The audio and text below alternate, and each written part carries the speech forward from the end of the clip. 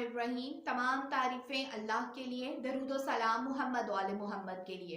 अज़ीज़ान मोहतरम, आज मैं आपके साथ दुआओं की कबूलियत के लिए एक ऐसी दुआ को शेयर करने जा रही हूँ जो कि हज़रत फ़ातिमा ज़हरा सलामुल्लाह अलैहा से मंसूब एक दुआ है।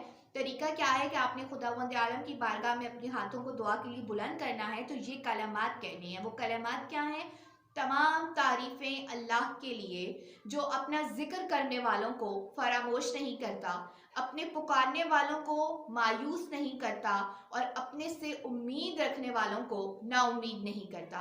और इसके बाद आपकी जो भी दुआ है, जो भी हाजत है, जो आप खुदावंद आलम की बारगाह में पेश करना चाहते हैं, उसको आप बयां करें।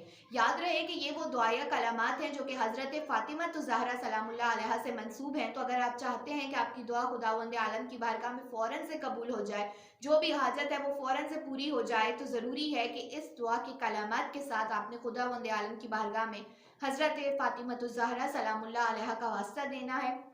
इंशाअल्लाह कि खुदावंद आलम शहज़ादी कौनैन सलामुल्लाह अलैहा के सदक़े में आपकी वो हाजत, आपकी वो दुआ को कबूल कर लेंगे। अल्लाहुम्मा सल्लि अला मुहम्मदिन व आलि मुहम्मद वअज्जिल फ़रजहुम व फ़रजना मिन्हुम।